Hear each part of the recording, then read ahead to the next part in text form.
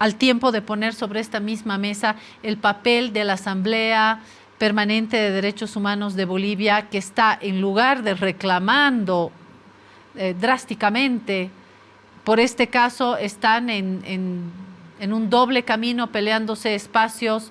Está por un lado Amparo Carvajal y ese otro lado que está en el lugar que ha tenido un papel ganador en últimas elecciones, pero hoy están peleando, pero como perros y gatos, y no hay quien se pronuncie de una manera contundente sobre este caso. Esta es mi opinión y te pido la tuya.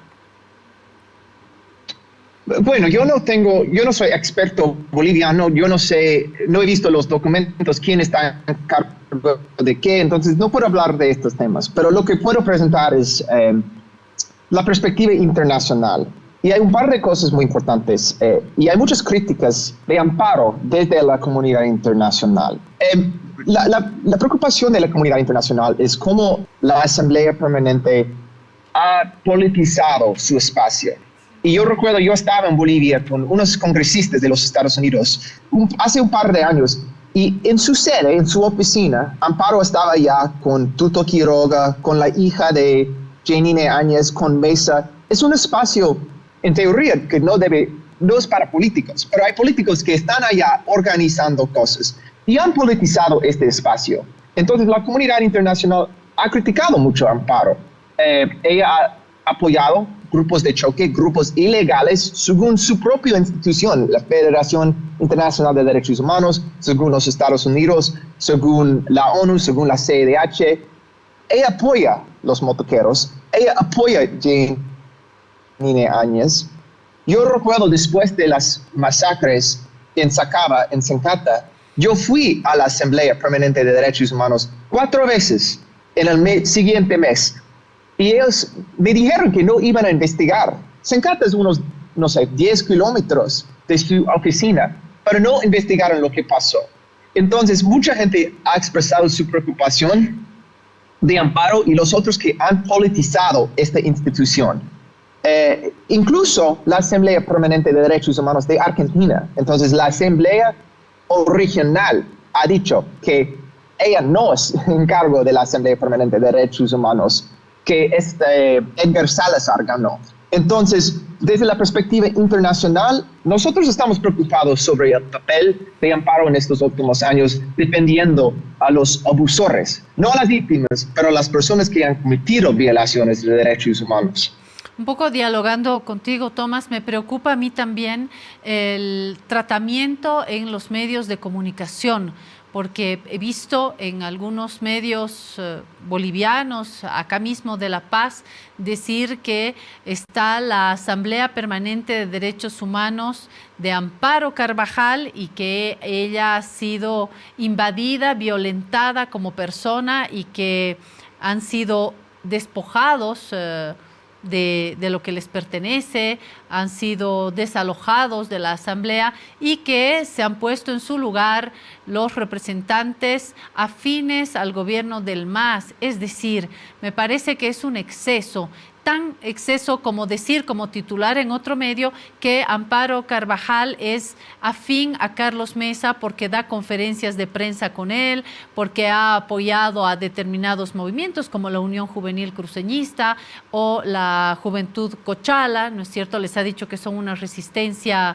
necesaria. Entonces, por eso vamos a decir que ella es afín a estos grupos que han sido calificados como paraestatales en informe del GIEI.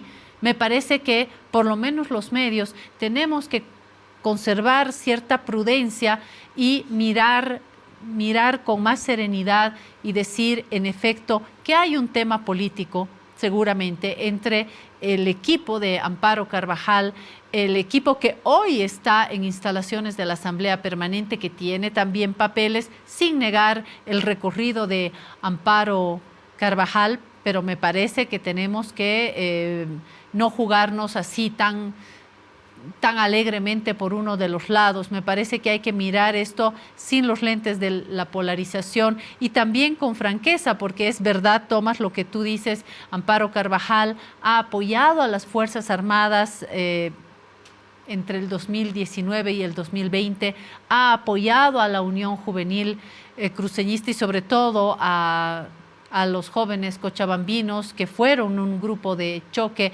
ha dado conferencias de prensa al lado de Carlos Mesa. Entonces, creo que tiene sus propias elecciones políticas, que está bien, Tomás, pero creo que la misión de personas como Amparo Carvajal, como otros activistas de derechos humanos, es defender la vida al margen de los partidos y de los colores políticos. Tengo esa idea.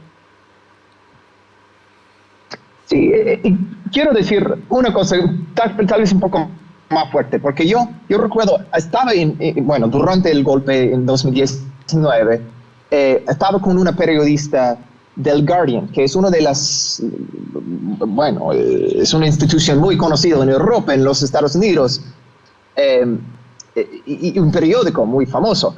Y este periodista fue a la Asamblea Permanente de Derechos Humanos para conseguir información. Y dos cosas pasaron. Primero, en la Asamblea, en sus oficinas, organizaba el grupo La Resistencia y la Paz, los cascos blancos, grupos de choque, allá en su institución. Y estas personas amenazaban a este periodista. Dijeron, si estás aquí y piensas que hubo el golpe, te vamos a sacar. A un periodista. Ella fue allá para buscar información sobre violaciones de derechos humanos y personas de la Asamblea Permanente y este grupo de La Resistencia y la Paz estaba amenazando a esta persona. Esto debe ser un espacio totalmente imparcial, no político. Soy abogado de derechos humanos, yo no soy político. Tenemos que mantener nuestra imparcialidad, pero su espacio organizaba estos grupos políticos. Y la ironía es que ahora ella dice que Edgar Salazar, todos son del MAS, pero tenemos que recordar quiénes son del MAS, según ellos.